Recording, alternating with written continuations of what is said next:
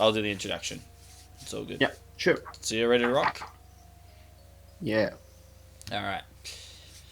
G'day, fans of the NPL. It is the Verd back with you again, and welcome to the first recording of Power Rankings for Season 6. I am very, very excited. There's a pre-season Power Rankings, so all this is factoring in is previous Battler history and the drafts that they have heading into this season. And of course, I am not alone. I am joined by Paul or Phallip.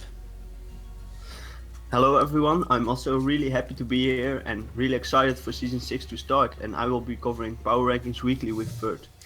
Yes, we are both extremely excited. We've had little discussions about why we've ranked the guys where they are, but we're going to just break it down for you guys in a pretty simple and easy way. Like we said, we're only really basing these rankings off of the teams that we know, we've seen them battle a lot in the past, and then also looking at their drafts in general, who we feel has a strong draft, and also maybe divisions will come into play a little bit. We will talk about those, but let's just crack on straight away with the bottom four that you guys can see there. So we have only one common similarity, which I like. I mean, honestly, when it gets to the start of the season, I'm more than happy for us to differ on things, because there's obviously reasons why we see things differently, so it'd be great to discuss. But for myself, sure. I have Cloud and the Jersey Dwebbles rock bottom. Don't get me wrong, I love Cloud. Cloud knows I love him, but I just feel that his draft is incredibly clunky. There is a serious lack of synergy. Although he has a decent defensive core, it's also broken down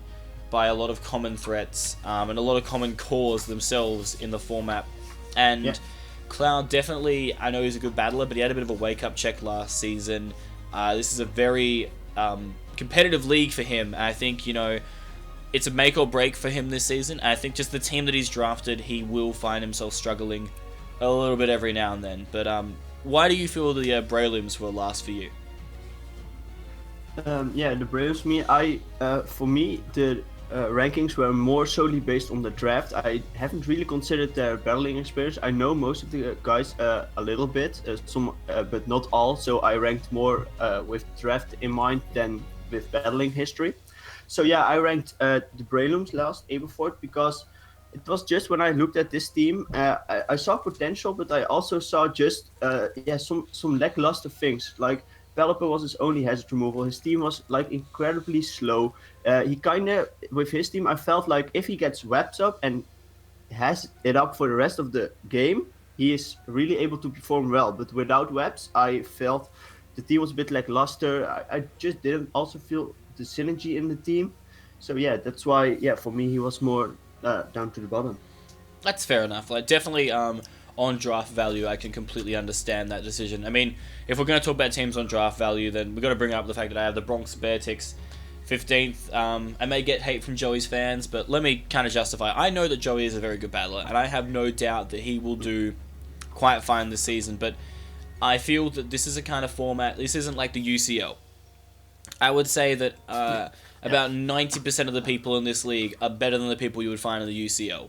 So I think that Joey definitely has a bit more work cut out for him. He's going up against a lot of guys that know what they're doing and can battle very well. And I feel like his draft is just a bit of an odd one. I think the one thing that got me was the fact that he picked up Mega Metacham when he could have picked up Mega Altaria and finished his Fairy Dragon Steel Core right there. And that would have been really solid for him, but instead picked up, I think, his third fighting type for his team. So I think he's just creating a lot of... Really I do feel that for a Pokemon team, there are obviously some common picks that he's done in the past, which are, fine. He picks the mons that he knows how to use, but at the same time, he also just has a serious lack of synergy, and I think his battling could be enough to get him across the line, but when we're looking at this more, focusing more on the draft than anything, he is looking a little bit lackluster. I mean, you've got him in 14th, so is there anything you'd like to add on to that? I think you covered pretty much everything. I think he started off really strong. He picked some monsters he liked from Gen 7s, like Alola Marek. He also picked Manaphy, Tornadus, Starion. Yeah, he was forming this team that he was really comfortable with. And then we got midway through the draft, and then he started picking some more odd picks and adding 3 fighting types on his team. Mega Medicham, don't get me wrong, it's a really, really strong Mega in the format. But just for his team, it didn't really fit. So yeah, that was a bit weird. And just now he lacks common typings. Like he has no fairy type, he has no steel type. Like steel type is like the essential type to have on the draft team. So he's really weak to certain typings. Especially like with the influx of new fairies as well into the format, it's such an integral thing to having a team like that, or I guess a good poison type. But you know what? Still, the fact that he has the core Manaphy plus Mega Medicham is going to be terrifying to deal with for a lot of coaches. Yeah. So we'll see what happens. Like the guys, don't get too into these. Obviously are predictions for the start of the season. Doesn't mean they're going to come true. Yeah. I mean, hell, last season I had Gypsy, I think 7th. When I first ranked him, I said, he's got the 7th best team, and he went on to be undefeated. So, anyway, moving on. You never know. Now, I see that you've actually got another new competitor in the Tokyo Tyranitar chilling in 15th. What's up with that one? Yeah. It was basically what I could see from his draft was like he has not much experience in the league format, and I think that kind of reflected his draft. Because when you look at it, I also missed a bit of the synergy it has, and also like some of the picks he made were like a bit off, like to say. Like for example, Heatran round 2. Don't get me wrong, Heatran is an amazing mon, but like Heatran in league format is so much different than Heatran the role it performs in like the OU tier and such. So I think he definitely will be struggling the first few weeks to adjust to the format. And overall, his team also lacked a bit of more of the defensive core, and overall also a bit weak to like common typings like the Ghost and Dark mons. Kind of destroy his team a bit. I'm really looking forward how he will perform, because he is relatively new to the format. But I have to see the team work first, because That's fair enough. Yeah, I mean, it's going to be harder, I think, for the new coaches to kind of show themselves in this league, because obviously they have a lot to prove after the high caliber we had last season. It's very tough shoes to fill. But, I mean, another one of the new coaches that I wasn't a huge fan of their draft. I do love the man in person, but his draft I wasn't a huge fan of, is the Vancouver Stealthrox and Carney. I was waiting. I was sitting there, I reckon, for 7 rounds straight, being like, okay, here comes a defensive mon. He's going to draft a defensive mon. It's going to be something defensive. And, I mean, the closest he got for a long time with a defensive Pokemon was Starmie. And the fact that I have to say that Starmie was his defensive Pokemon kind of says it all, doesn't it? It was, don't get me wrong, Dallas last season, he drafted a very good hyper offense team that saw him make playoffs. Like, he only just made playoffs. But for Carney, I don't really know if that's his complete style. I like some of his picks, don't get me wrong. Like, some of the offensive calls as well are very good.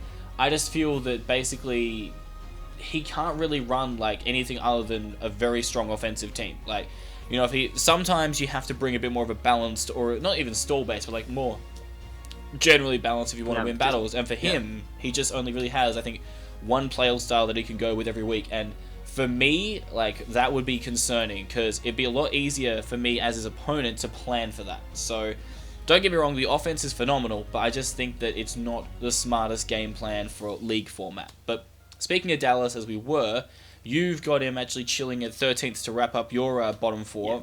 How do you feel his draft went?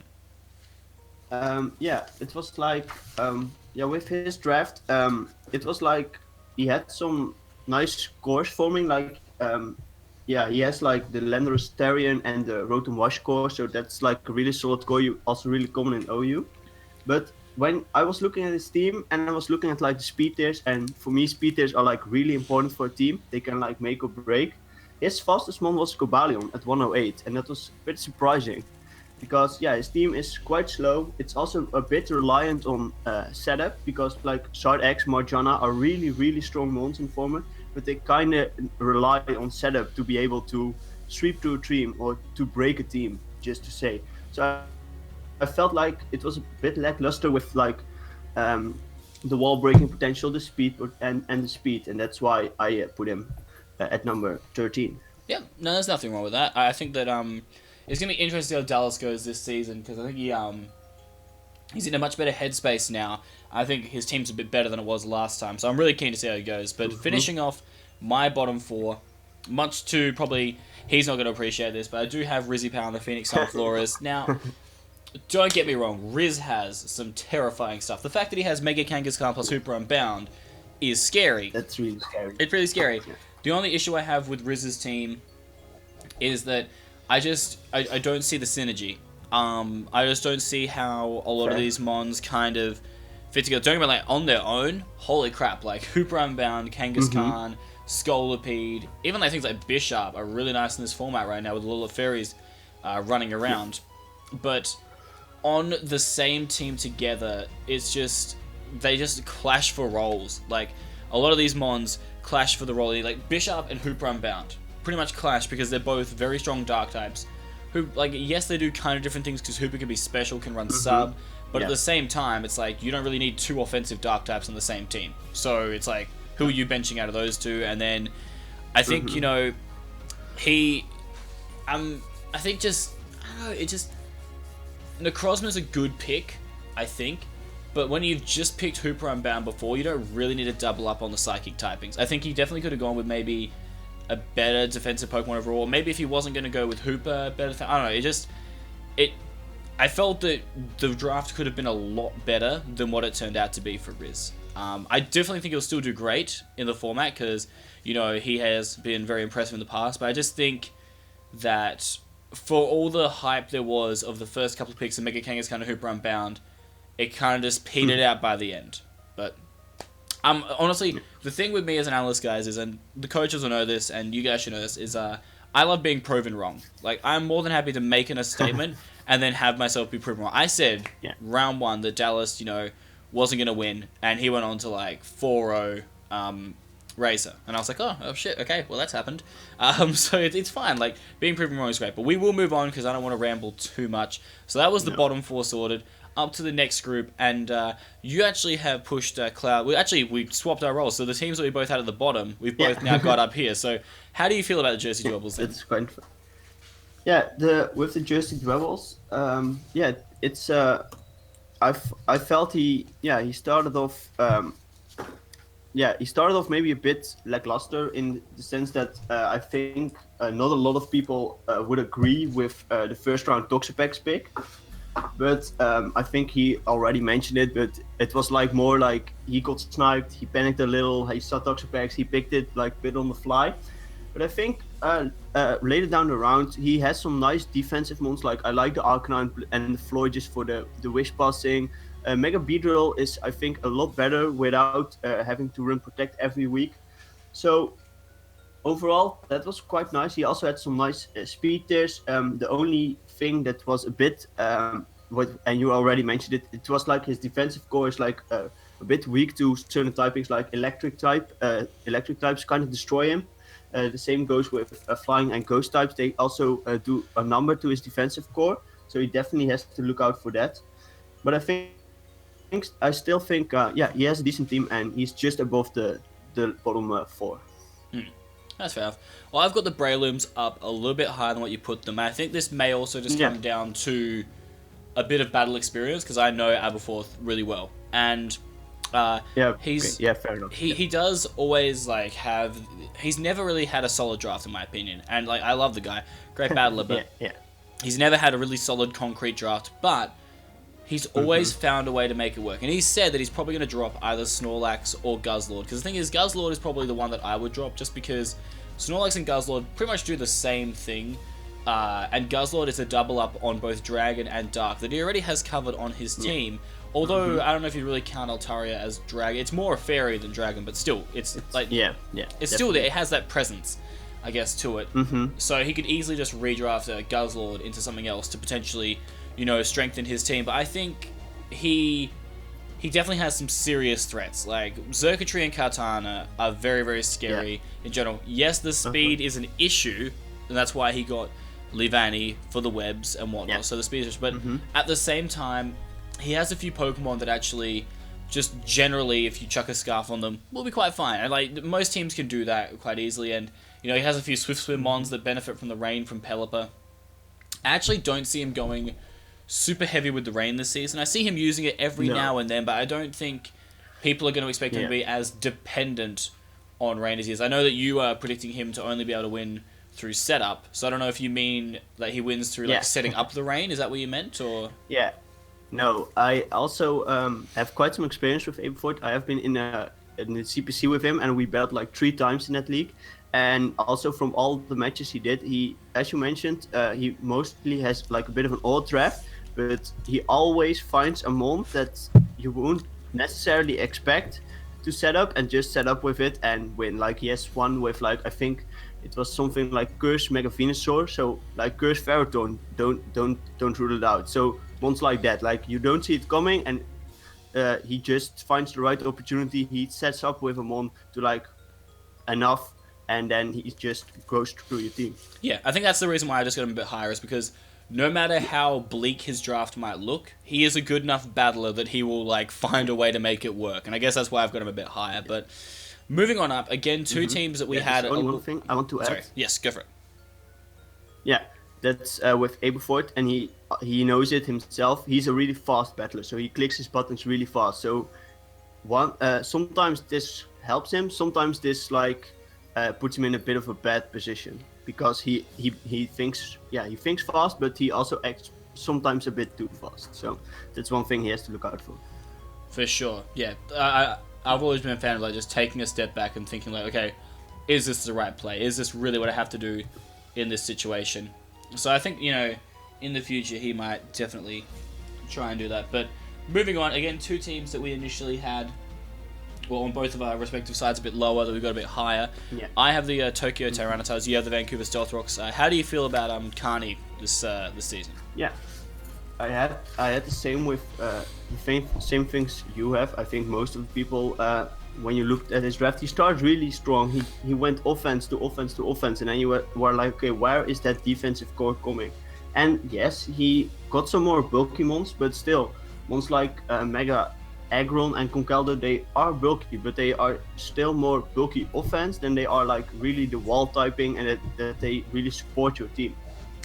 So yeah, I definitely have to see how he will form with this draft. I think offensively it's really strong. He has a lot of hazard potential, and I think he can really make it work. But yeah, as the season goes on, people might expect, okay, he's just bring these offensive mons. How can I counteract it? He's not easily going to switch up styles, as you mentioned. So that's like the bad thing for him. Yeah, I think, you know, I honestly think he could still do really well with it. It's just, I find it very hard to do well with a hyper-offensive team in this kind of format. Yeah, that's all. Me too. But I have the Tokyo Tyranitar just a little bit higher because, although a lot of Gators picks, seemed a bit standard, I think some of them were good. Like, Heatran, I understand, like, as a second-round pick, he probably could have gone third or fourth round with that, but in the format that it currently is around, Heatran is a very, very strong mon for his team. So I guess what you're saying is that you felt he could have waited a little bit later for it, not necessarily that it was a bad round 2 pick. That kind of thing? Yeah.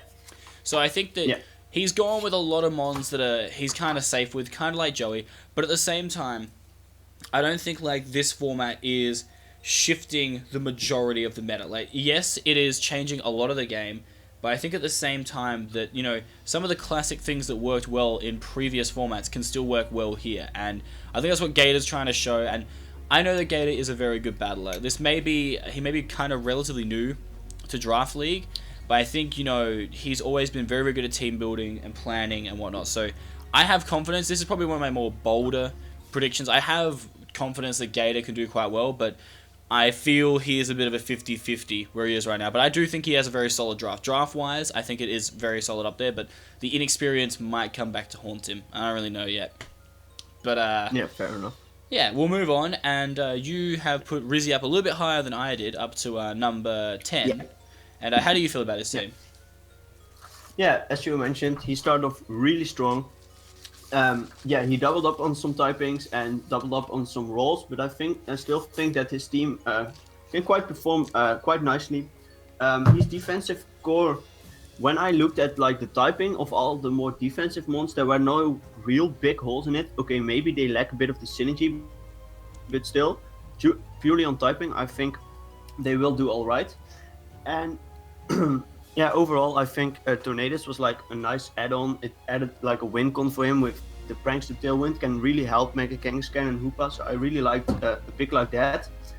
And overall, the only thing that's maybe is going to hurt him a bit is like offensive water types. His main water resist is Suicune, so that was a bit of a downfall maybe.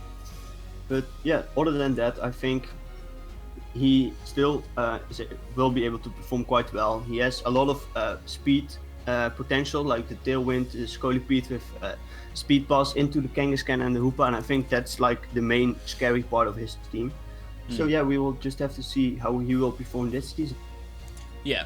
I mean, like, for me, guys, you don't understand, like, all of these picks from, I reckon, 16th up to maybe 9th, they could have been in any order possible. It was really hard to distinguish between a lot of these guys because for sure. I feel like they're all kind of in the same basket. I think they could both do good and bad, and it's just then looking at it more maybe on draft or experience. So don't feel like because I put the Jersey Devils last that I think they're going to be the worst team this season. I just feel on paper they might be. Doesn't mean it's going to actually happen overall. So anyway, moving on. I'm going to kind of cover these two teams together for myself, being the San Antonio Swampers at 9 and the Los Angeles Nido Kings at 10, because they're both two teams that I'm kind of looking forward to, but also a little bit worried for. So I think Dallas started his draft perfectly. Like, his first 5 picks, he probably couldn't have done any better. Like, he picked Mons that was solid, he made a good core, he had hazard control, he had strong sweepers.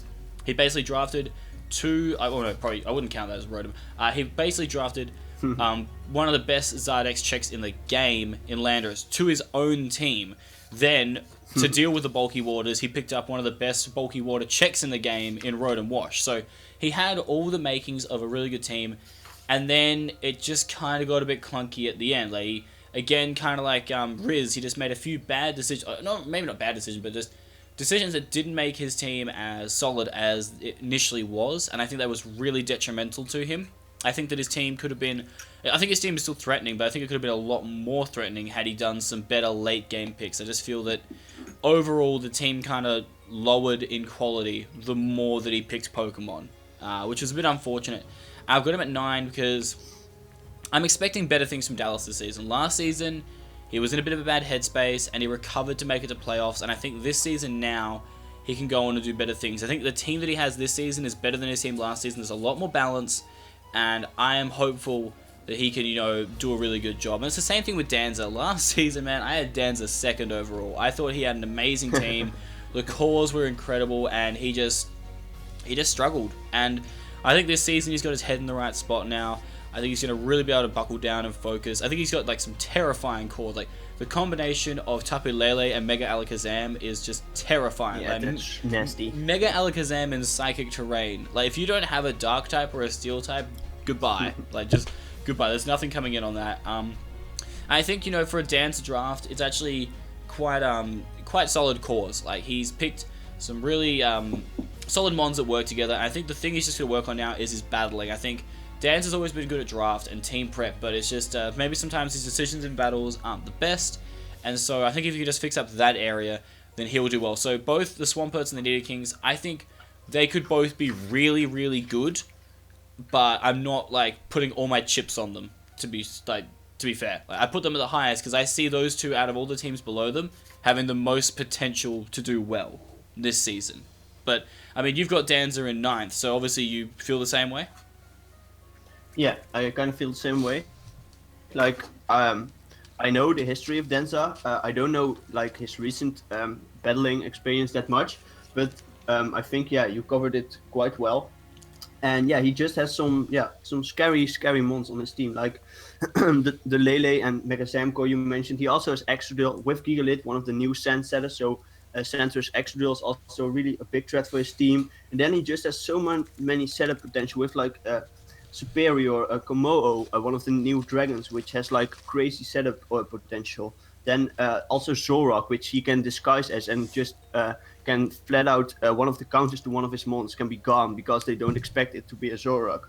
So overall, I think he has a really, really solid team in that regard. But it also is a bit lackluster in other departments. Like the main thing I saw was like the ground resist for his team, where like Superior is his main ground resist, and then Rotom and Diagonal are kind of like levitating, but they are also really frail. So he kind of has to look out for that. But overall, as you mentioned, from these bottom 8 teams, I think his team has the most potential, and if he can make it work, he will easily climb up the ladder. Yeah, so we have smashed halfway through the rankings so far. Guys, these videos will probably be about 45 minutes to an hour long most of the time, just because it is hard to shorten the discussion when you're looking at 16 teams in a competition. So we're trying our best to keep it short and sharp and shiny, but at the same time, I know you guys enjoy listening to this, so we're trying to get the best of both worlds here. We're doing a bit of a Miley Cyrus on you, but anyway, so moving on to the next group of 4, and finally, I don't know what's happened, Paul. I think we just got on the same page somehow. I don't know how it's happened, but we somehow got on the same page. But I think it's because when it came to the top 8, we both pretty much knew the top 8. Like we both had the same idea of the people that we felt were in the top 8. So let's just discuss 8th first. Razor, I think, last season, he didn't do too bad. He struggled a little bit. He had some issues. But I think this season he's come back with a bit of a fire in his belly. Don't know if that's because of some corn that he ate or something, but anyway, I think he's just really keen to set this season ablaze, and I think he's got a really solid team. I think some of his cores are really, really nice. I really like Mega Gyarados. Like, I've always been a huge fan of Mega Gyarados in draft format. I think, especially going into this new format, I think it's really, really strong. I think his overall team is just phenomenal. But how do you feel about it going into the season? Yeah. Unlike you, for my top 8, like Razor is like the only one I think of the 8 that I don't know that much about. I have watched some of his battles, but I don't really know his experience that much. But so I based it more solely on his team. And as you mentioned, Mega Gyarados, a really big threat in the format. It kind of does better when you don't have to Mega first turn, and I believe you have to in MPL, right? Yes, you do. Wait, no, maybe you don't. So I can't remember. I don't think. I think you do have to Mega. Yeah, I also thought. So yeah, it's still a scary threat, but it struggles a bit with that. But overall, he has really nice speed tiers, a lot of more speedy mons. He also has nice hazard removal. Crobat is also really a pick that's close to my heart. It can go offensive, it can go more bulky. It has a really nice speed tier. It is excellent defogger, and also he has made it C-move eligible, so it also hits a bit harder with the coverage it can get. So yeah, overall, he has a really, really solid team, I think. Moving up, then we have the Atlanta Braviaries and Trev. I think Trev. He had a bit of an odd season last time around. He had arguably one of the better teams, but I just felt like, the problem with the team he had is he had amazing offensive prowess, like okay defensive cores, but he just kind of petered out near the end. Like, he was doing good for a while, and then when it came towards playoffs, things didn't go his way. But I think this season he's gone with a pretty solid draft. Seems more kind of like semi-stall than anything else, but I mean, we both know the quality that Trev brings to the table. So I think that, I don't think he'll be too mad with 7th. I think, honestly, again, it's a situation where a lot of these guys in the top 8 could be anywhere right now. I just think draft-wise, and knowing the kind of player Trev is, I see him being about 7th, which is still pretty much in more or less playoff contention, for sure. So that's where I see Trev. I don't see him potentially winning everything, because I don't know if his team is good enough to win everything, but I see his team being solid enough to get himself into playoffs yet again, which I think, he would be pretty happy with. Yep. But do you have any thoughts on his team? Yeah, if you look solely at his team, it's like he has some offensive threat and then a lot of bulk. I don't know necessarily if this is Trev's preferred playstyle, but I think the team can still perform quite well. And overall, he has the speed tiers he needs. He lacks a bit with like 110 is the cap for his speed, so look out for that. But he can easily slap a scarf on mons like the Gengar and the Mienshao, so I don't think that's a bit of a problem. He has to look out a bit for hazards, because Mega Diancie, it kind of deters hazards, but also it's got weak to steel. And like Komala is a nice rapid spinner, but it's also your only hazard removal, if I looked correctly. So yeah, that's a bit the main points. Yeah, the other issue about his team was that he had to wait until the last round before he got a second Stealth Rocket. He was basically relying on Mega Diancie for rocks up until the last round. And he says he doesn't worry about rocks, but I mean, every person worries about rocks. So I mean, Yeah. That's always a little bit dicey. But anyway, moving on. Mm-hmm. Now, this might be a bit of a controversial one from both of us, but I mean, I've got my reasons. I'm sure you've got your reasons. So you can maybe start us off with your reasons as to why we have put the champion from last season in sixth place. Yeah. Yeah. So I think it goes for both of us. We both know Dylan really, really well. Yeah, I have been in several leagues with him. I do quite a lot of mocks with him, and I think he thinks the same. This season, just the team. It's a nice team. Don't get me wrong, but he just felt that some things were a bit off. And yeah, if you look at his team, it still can perform incredibly. Like McGarver is a really, really solid mega, especially in the hands of someone like Dylan. But it also, when I looked at his team, I felt like McGuard is a bit pressured because it has that wish potential and pass the wishes to like more of his bulky mons. But aside from McGarver, there was not much mons with recovery on itself, so he might struggle a bit with that. And also, Empoleon also is like his main normal and fairy resist, so a lot of pressure is put on a mon like Empoleon, which can be like hit and miss mon. So I think if he can make this team work and know how it will perform greatly. But if he struggles the first few weeks, he might need to make some adjustments.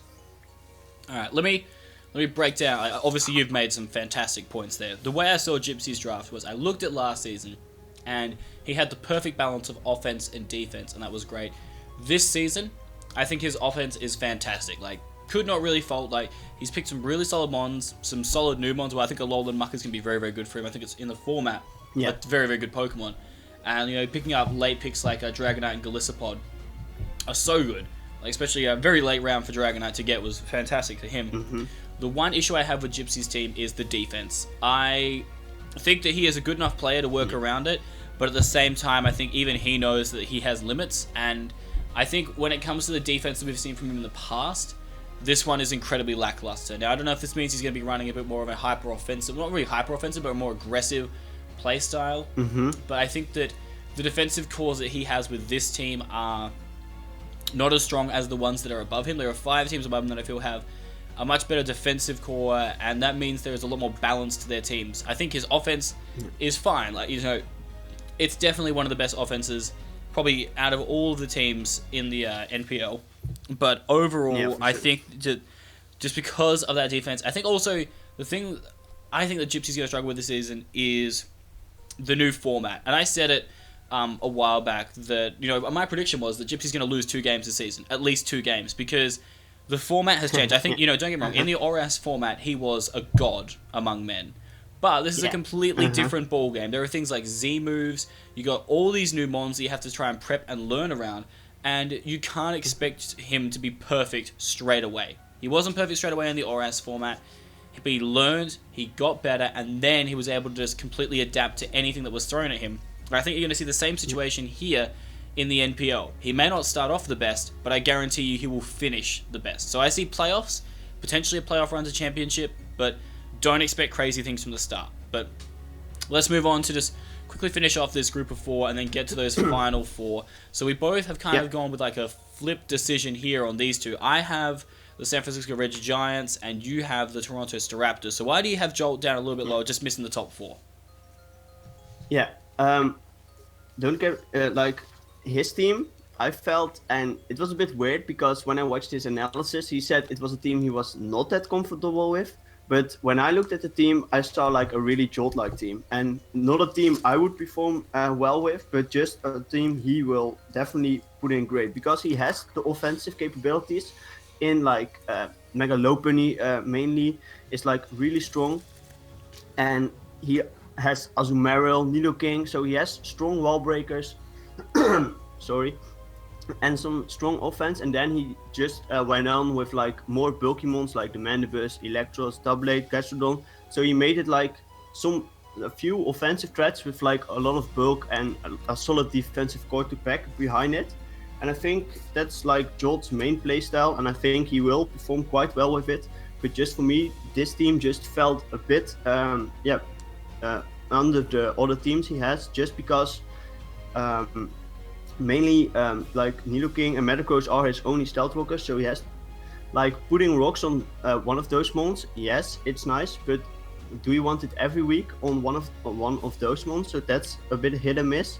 And yeah, on the special side, I don't know if the offense on the special side is enough. Like, don't get me wrong, Nidoking is a fantastic ball breaker. I have used it also, and it does its job really well. But yeah, Latias is more like, it also can go offense, but it's more a bit bulky. And then Nidoking is like his main offensive mon on the special side. So that's what I felt. That's why I put him like a bit just under the top 4. Yeah, that's fair enough. I mean, when it comes to why I put Merc a little bit lower than the top 4, I honestly, I made the prediction that Merc is going to be the best of the new coaches by the end of the season. But when I'm factoring it in on his draft, I think I made the bold predictions actually before the draft was even done. Like, I was that confident in Merc. And I think draft-wise, I don't think Merc did necessarily that bad. I think, his team is quite solid. It's obviously not the best team in the world. I think it was interesting that his first 2 picks were Jirachi and Megaladios. Again, go with that double psychic.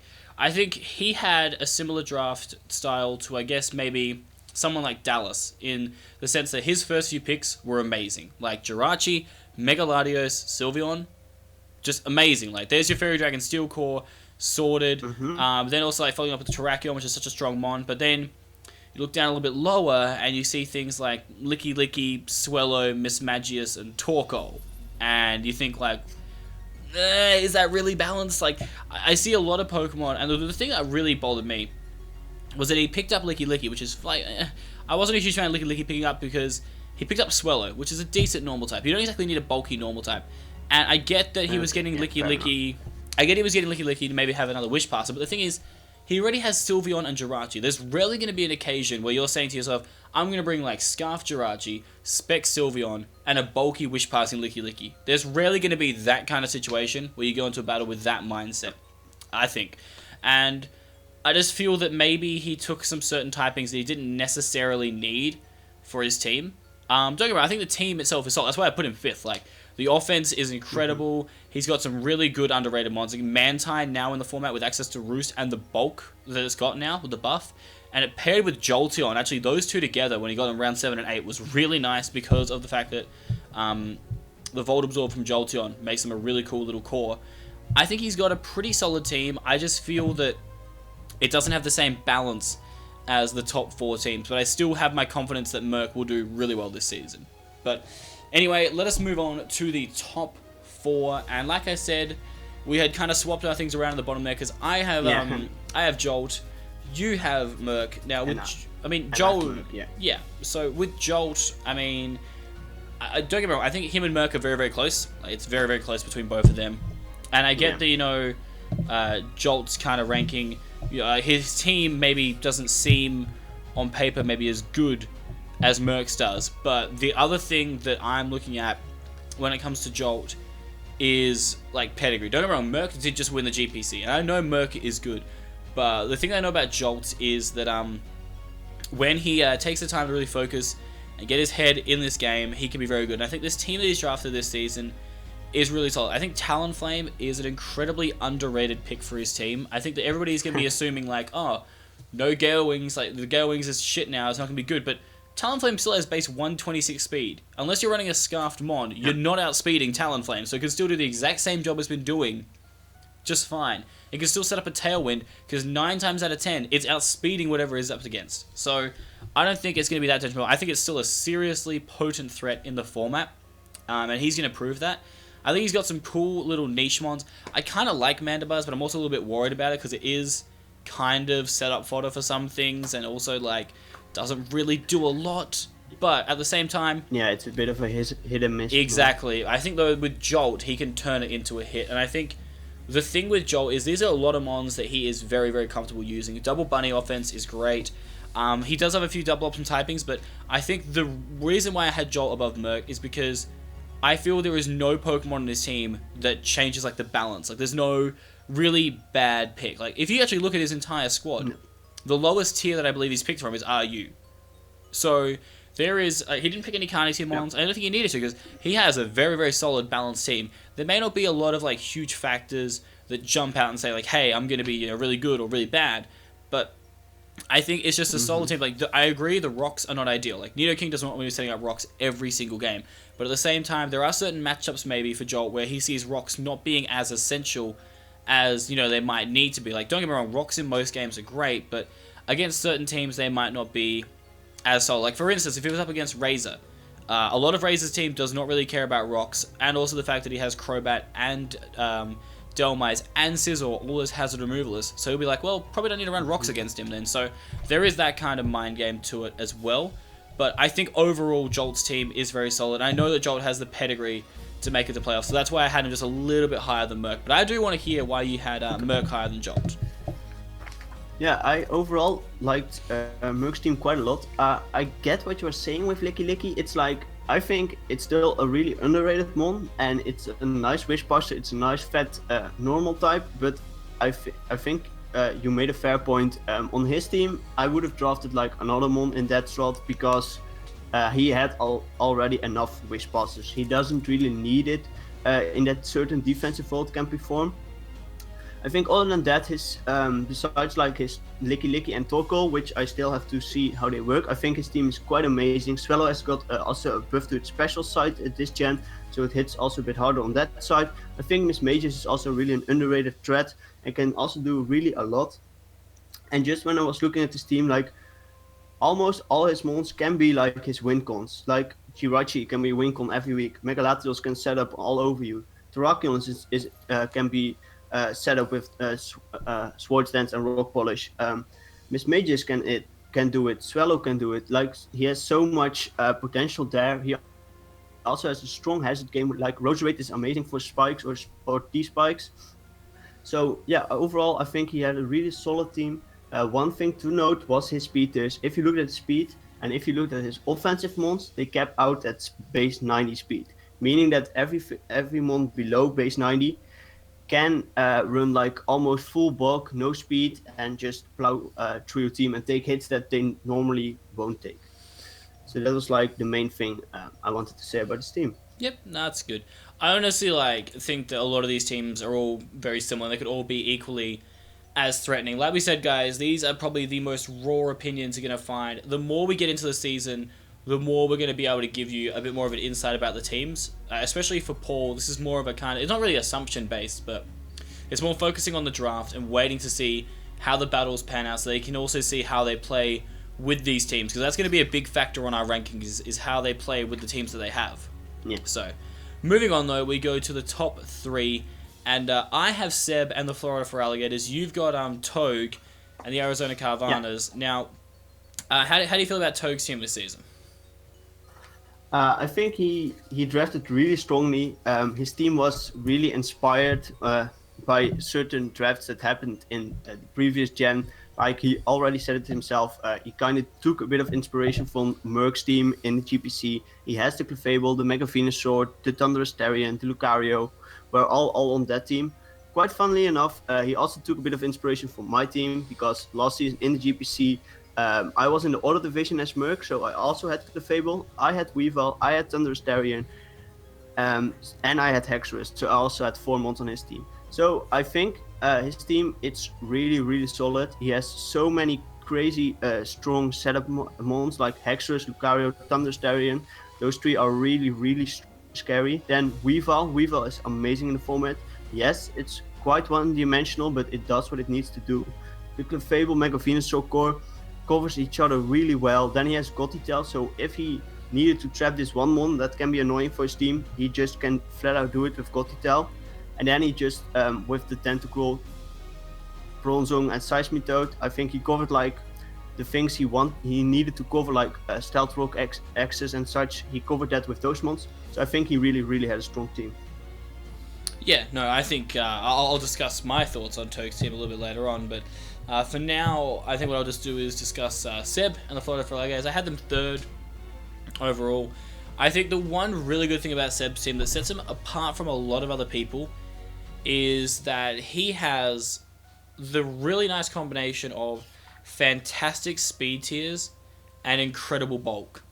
Like, if you look at his speed tiers, when it comes to Zygarde 10%, Lycanroc, Azelf, Raikou, he has like 4 mons right there that are at least 115 speed or more, which is insane. Like, that's just... I think they're all 115 speed, actually, but that's an amazing speed tier to have to make people prep for. And, yeah, he does have slow mons, like, I guess your Slowbro, your Amoonguss, but remember that Slowbro does get access to Trick Room, so that does open the door even for, like, a Banded Tyranitar to be very, very scary under Trick Room offense. So, I think he can kind of take it both ways here. I was a little bit skeptical of the Volcarona pickup, given that his only forms of hazard removal are defogging, which means that, you know, he's have to get rid of his own rocks as well if he wants to support Volcarona. I think maybe a straight fire type may have been a bit of a better pick for him since he already had the Mega Scizor, but I guess there just weren't that many big ones remaining. That being said, like, obviously setup Volcarona is still very, very scary in the format, but I think that maybe is like the only weak link of his team. I think that, again, like Jolt, he picked a team where there's no real weak link. Like, everything is very, very strong on his team. Just that Fairy Dragon Steel Core does not exist, unfortunately. Oh, it does. It's Dialga 10%. I keep forgetting that the dog is a dragon. His Fairy Dragon Steel Core is very, very strong. He has really good Fire, Water, Grass cores. It's just, overall, a very strong team for Seb. And I think the reason why he's a little bit lower than the top two is because I feel the top two are just a little bit better when it comes to the battling and overall team. But I think, you know, Seb is definitely going to be a huge playoff contender, and I'm very excited to see what he does this season. And I believe you had him actually at number 2. Yeah, that's true. Seb, his team, I really liked it. It was a team also like close to my heart. And if you look at his team, it's like almost all OU mons, previous Gen 6 OU, plus some new mons. It's really crazy how stacked his team is. And I think, yeah, he had a really, he went really strong. He went on with a lot of speed on his team, which is always really nice and solid to have. If you look at his team from a defensive perspective, it kind of covers each other quite well. The only thing that is a bit lackluster, or just what he misses, is that he has no real Cleric or Wish Passer, meaning that like Gliscor is his main form of how do you say this? Absorbing status. So that might be a bit annoying. Burn is nerfed this gen, so Scald Spam isn't that big for him, but still something to look out for. And then other than that, I think his team is really solid and also has a lot of setup potential, a lot of potential win cons on his team. Like Mega Scizor can always be with Swords Dance a win con, and Raikou, Tyranitar, Gliscor. I think Zygarde 10% form is one of the new mons that we have to really look out for. I think it's a really scary threat because it, due to the new move, 1000 Arrows, it can also hit flying types with its ground step, and it just has a really solid base speed tier stat. So I think his team is really scary to prep for. For sure. And another team, speaking of scary to prep for, let's move on to the team that I currently have in second place, which is the Detroit Butterfrees of Iron Flash Gaming, or Zazo, and oh my lord. Like, when I saw just the first two picks, and the fact that they both have Z moves, like here in Black and Mew, my god. Like, you talk about two mons that are so hard to prep for in the format, and he has both of them on the same team. That's going to be very, very annoying for a lot of teams to deal with. Buzzwol's also really cool. It's a bit of a lackluster speed tier, but it's okay, I still think. Thunderous Incarnate is also great. He just has a really good overall team. I think the Kangaskhan is not too bad, because it technically is a Wish Passer, although I think that regular Gardevoir might even do that role a bit better, but I think there's no real bad part about his team. Like, he has great hazard control in Mega Blastoise, because a lot of the spin blockers in the format get destroyed by Dark Pulse anyway, so they can't really stop Mega Blastoise. He also has great hazards. The fact that he has Kofag and Greninja both with the T-Spikes, Greninja with Spikes itself, Mew with Stealth Rocks, Registeel and Stunfisk also with Stealth Rocks, so he's not short of really good hazard options here overall. And I think that the overall balance is also really nice. The Fairy Dragon Steel Core is a decent one, if not maybe slightly passive on the Registeel side, but I think he can play around that issue. He has very good speed tiers as well, with the fact that Greninja and Thundurus and all that are quite good. I would say though, outside of Greninja and Thundurus, it's a little bit slow. There's a little bit of lack of speed there. But I think Mew being next at 100 and then Kieran at 95, so that would be the only issue. But then again, like Scarf Kieran is a very, very good set, and even Scarf Gardevoir is also really nice. So I think overall, he has a very terrifying team, and I can definitely see him doing well. I said Merc was going to do better than him, but I think he may be the one new coach that does a bit better than Merc potentially this season. But obviously, you have Anthony number one, so I'm sure you'll sing his praises for us. Yeah. I know him quite well. He was one of the first people I met in the community. He was in the first league I was in, and previous gen, he wasn't that much known in the format. Like to the end, he got more and more known, but he is a really, really solid battler, and he's an amazing draft league player. And he just had this plan in mind for his draft. He wanted like an offensive draft with a lot of hazard potential, so like hazard stacking potential, and he just did the job like phenomenally. If you look at his team, you already mentioned all the hazard options you have, but don't forget that he also has the other part that you need for a hazard stacking team. He has Kovac Rigas, a really solid spin blocker. He has Thunderous that can be run with Defiant to like abuse default from your opponent. And then just all those scary offensive mons, and then with Gardevoir and the Kangaskhan, he has the wish support that like Mega Blastoise and some of his other bulky mons really enjoy. I think he did an amazing job with it. Mew in the hands of Anthony is so scary, because Mew is really versatile, and Anthony really knows how to abuse this. And yeah, overall his team doesn't really have any big flaws. It's a bit lackluster if you look at its priority options, but still Pranks the Thunderwave from Thunderous is really, really scary. If he doesn't miss, it can now miss this gen, so he has to look out for that. I think other than that, he made a really solid team, and a team that he will enjoy using and that others won't enjoy playing. And yeah, I think he drafted with a certain plan in mind, and he put it down really nicely. Yeah, and I think he's going to be definitely a big one to watch out for. But my number one, which you had number 3, I have Togue as my number 1. Now, I think the big reason why Togue didn't do as good last season as he could have done is because he was put in the same division as Gypsy. I think if he was put in any other division, he would have had the same record that Maddie did at the end of it. I think that he kind of drew the short straw there, and also had Gypsy have to contend with in the final series, which is very hard because his matchup against Gypsy was already bad enough, and then the fact that Gypsy is just a god among men with his Oras battling skill. So I think though that oh, my dog just lost his shit then. Really sorry about that if you heard that. But yeah, doesn't matter. I think she's a big Gypsy fan. Anyway, so I think Togue's team this season is just scarily amazing. Like I was trying to find like a bit of a kind of weak link to it. I mean, like, I'm not the hugest fan of Minior. I think it's a decent setup one, but I think, he could have maybe picked something a bit better there. Unfortunately, maybe he would have gone with Aerodactyl if Gator didn't take it a couple of picks just before. But I just feel like it doesn't really add much to his team. But everything else, like, I battled Merc in the GPC when he had that Clefable, Mega Venusaur, Thunderous T-Core, and I just couldn't. It's so hard to break. You think to yourself, you think to yourself like, oh yeah, I'll be able to break that. No worries, like it won't be a big issue at all. But it really is. It's a serious issue, and I think the really good thing about his team too is that he has Gothitelle on there. Because the thing is, a lot of the time, maybe obviously a lot of teams are going to try and out offense him. And he has the bulk to be able to handle that. But if he tries then to have opponents that try and, stall him out in their respective turns, that's where Gothitelle comes in. Gothitelle just breaks that apart. Like, not a lot of mons are going to be able to stall him out, because Gothitelle can just trap them and deal with them. So I think, that's a big factor. Lucario is just so terrifying. Even, like, Bronzong with Trick Room is really scary for his team. Haxorus, especially with Z-moves, like, that's just going to be very hard. I think overall, I like it because, again, as a team where there's no real discernible weak link, I think Togue has very good potential this season. I think he's in a very good division to where he can do quite well. And I think he's drafted a much better team this season than he had last season. I think last season's team wasn't bad, but it was a bit clunky. It wasn't really his kind of style. But I think this is more up his alley, and I see him doing big things. And I fully expect that if all goes his way, he will be Season 6 champion.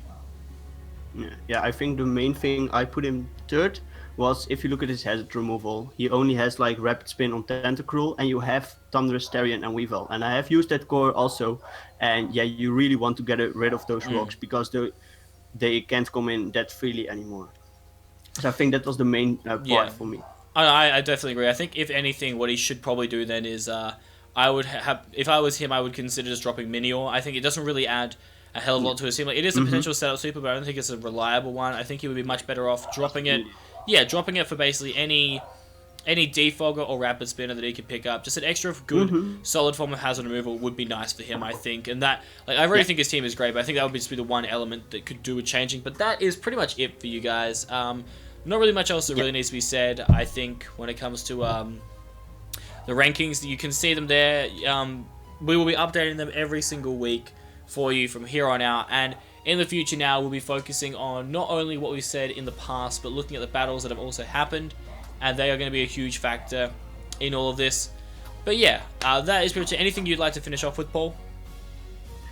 No, I think as the same for us. We are really looking forward to the season, and we are hoping the coaches that are a bit down the line are definitely going to prove us wrong and just climb up our rankings. So definitely look forward to our weekly power rankings and just do all the matches. Yeah. Now, our rankings obviously affect other people, but what we need to do from you guys now is you need to go and check out everybody who's part of the MPL. So every single one of those 16 coaches, go check them out. Then when you're done with that, you go check out every single one of the analysts.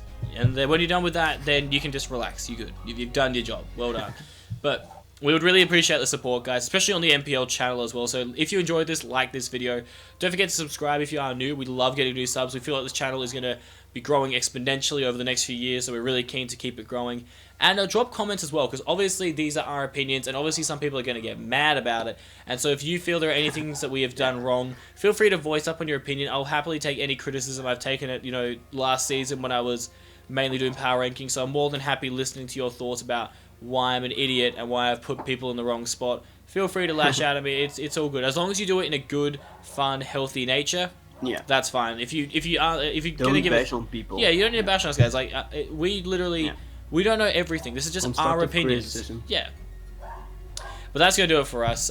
We will be back next week with more power rankings. So yeah, we're out of here.